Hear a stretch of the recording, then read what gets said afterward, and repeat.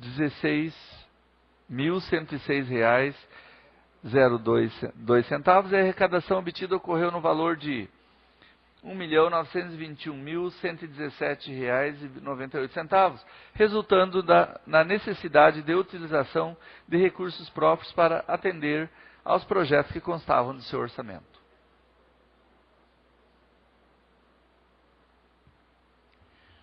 Registre-se que o resultado orçamentário obtido no exercício 2011 por essa administração municipal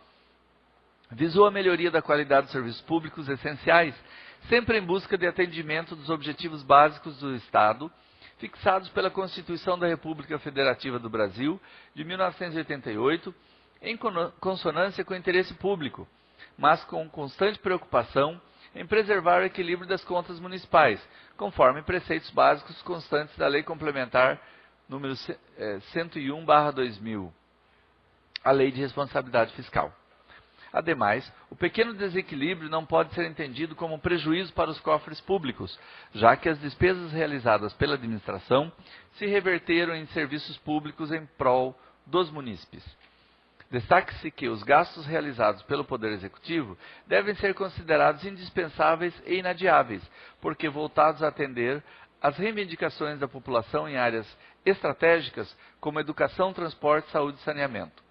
Vale dizer, na busca de oferecer melhores condições de vida e suprir carências de uma significativa parcela de habitantes do município de Mairinque, optou-se pela realização de investimentos sem que a administração deixasse de acompanhar o comportamento das receitas. Portanto, pede-se o relevamento do pequeno déficit, porém necessário, descompasso entre a receita e a despesa do exercício, na medida em que a opção adotada teve como única finalidade satisfazer o interesse público. Certamente que a não obtenção do perfeito equilíbrio não significa má gestão administrativa, devendo ser sopesados na sua avaliação todos os fatores determinantes do resultado. Há quem considere até, com um aparato em farta doutrina econômica, capitaneada por Keynes, que o déficit orçamentário no poder público, em hipótese alguma, pode indicar má gestão administrativa, conduzindo, pelo contrário, a uma situação de benefício à coletividade, vez que, em suma síntese, alcança-se os objetivos da administração, como a construção de escolas, melhoria do ensino público e na saúde pública, sem a contrapartida do desembolso, transferindo os encargos para a iniciativa privada. Em outras palavras, o déficit orçamentário é o enriquecimento do erário público, uma vez que a população usufrui dele em detrimento do fornecedor para o poder público. O que se quer demonstrar é que a Prefeitura Municipal de Mairinque, no exercício sub-examine, efetuou despesas sem descuidar do limite inicialmente orçado para a arrecadação de sua receita, porém, não conseguindo evitar o pequeno e relevável déficit orçamentário. Em outras palavras, o que pretendemos com esses esclarecimentos é que seja, por Vossa Excelência, relevada essa questão, de forma a imperar o reconhecimento de nosso esforço em, por bem, assegurar aos cidadãos o interesse público posto à nossa tutela, com a consequente aprovação das contas em examine. Com efeito, o poder público não visa o lucro, o que não quer dizer que deve sempre ter prejuízo, ser deficitário, mas há um propósito maior que não pode ser nunca esquecido, que é o fim de sua existência, a busca do interesse público.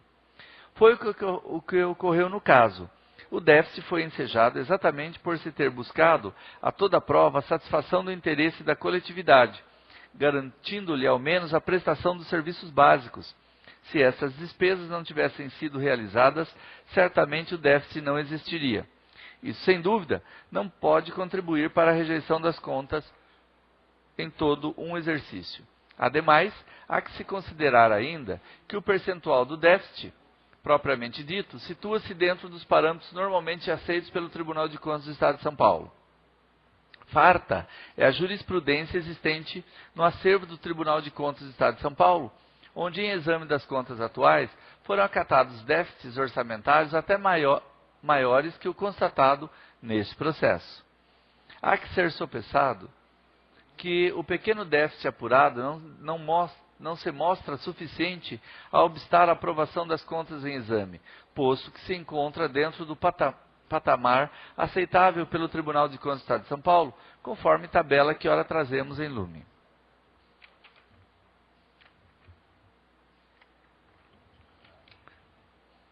Segue uma série de números de pareceres do Tribunal de Contas, sendo favoráveis de diversas prefeituras.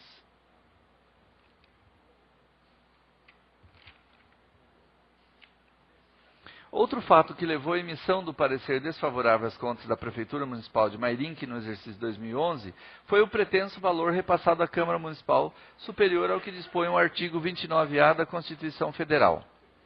Primeiramente, temos a informar que, em vista da notória controvérsia que circunda a matéria tratada neste tópico, o Partido dos Trabalhadores Brasileiros, PTB, por sua própria iniciativa, ajuizou uma ação de arguição de descumprimento do preceito fundamental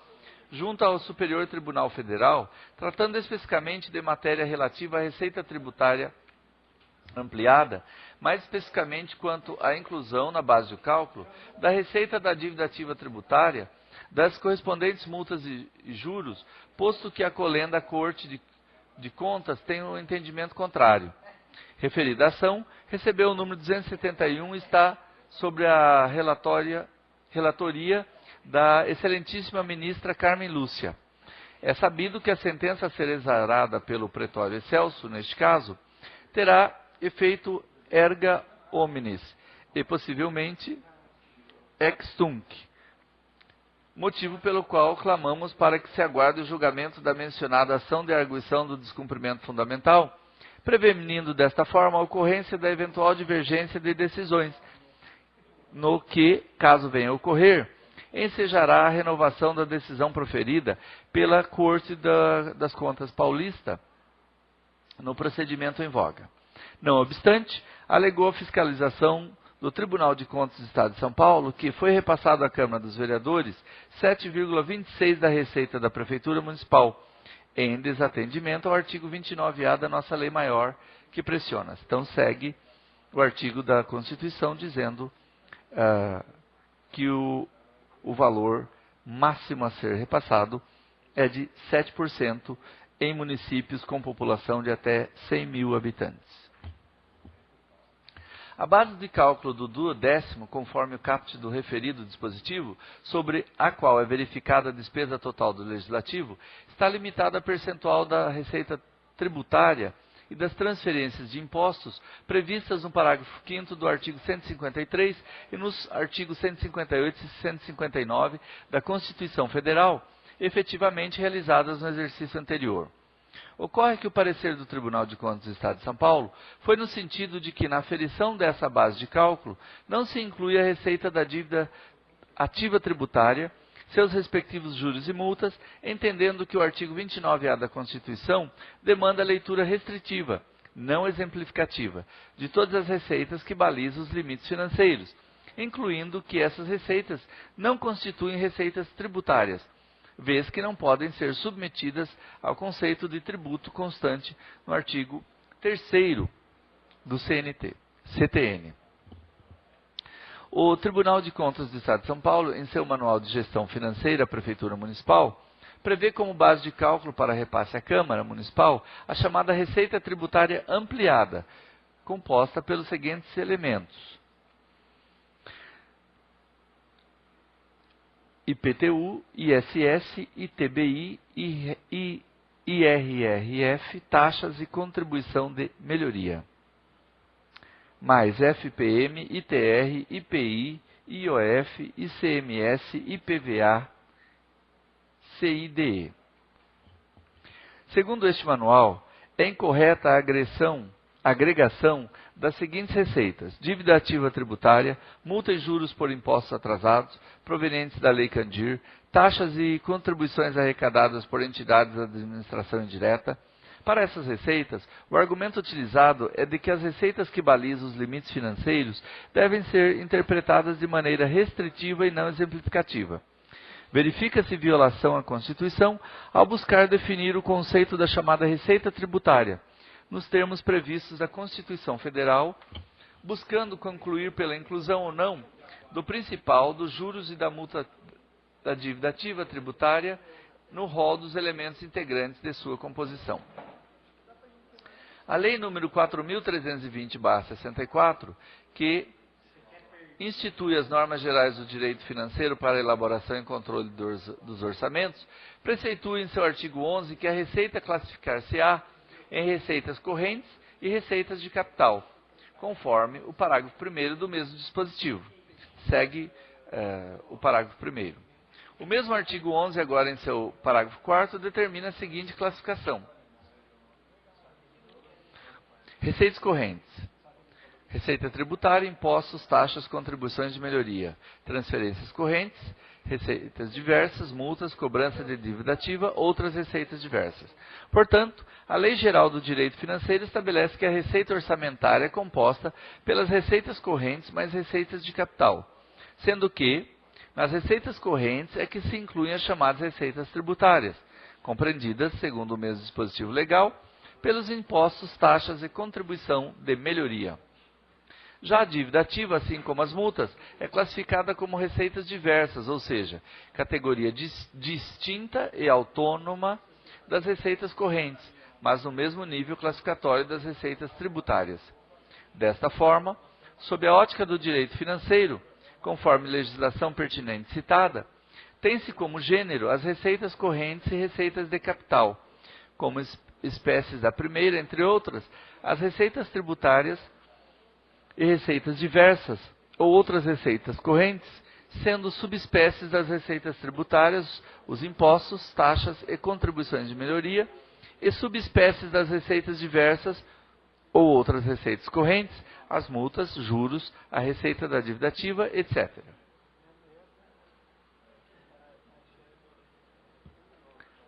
Em uma visão restritiva e simplista das normas supra, concluir-se-ia prematura e equivocadamente que a receita tributária é composta tão somente por impostos, taxas e contribuições de melhoria, não se incluindo, portanto, nem a receita da dívida ativa tributária, muito menos os juros e multas dela decorrentes, ambos classificados como categorias autônomas.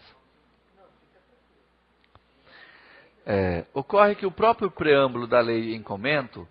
assim como seu artigo 1º, define que ela estatui normas gerais de direito financeiro para elaboração e controle dos orçamentos e balanços da União, dos Estados, dos municípios e do direito federal.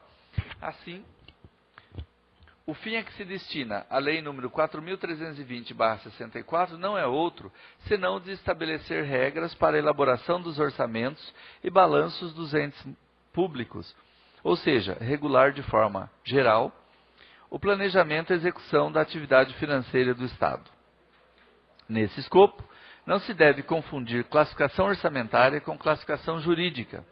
pois a primeira visa determinar as categorias em que se divide e subdivide um determinado conjunto, segundo critérios de aplicação próprios do sistema orçamentário. A segunda busca a categorização dos elementos conforme a sua natureza jurídica. Logo ainda que,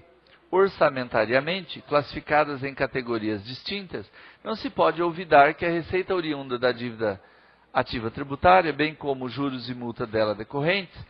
comungam com a receita tributária da mesma origem jurídica, qual seja, ambas decorrem de uma obrigação tributária. E mais,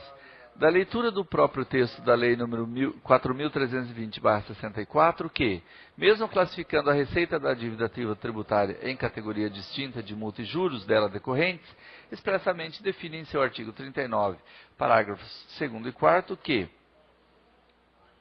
parágrafo 2º, dívida ativa tributária é o crédito da fazenda pública dessa natureza, proveniente da obrigação legal relativa aos tributos e respectivos adicionais e multas, e dívida ativa não tributária são os demais créditos da fazenda pública. Parágrafo 4º. A receita da dívida ativa abrange os créditos mencionados nos parágrafos anteriores, bem como os valores correspondentes à respectiva atualização monetária, a multa, juros de mora. A jurisprudência demonstra que a inscrição nos débitos em dívida ativa não altera a natureza tributária dos mesmos,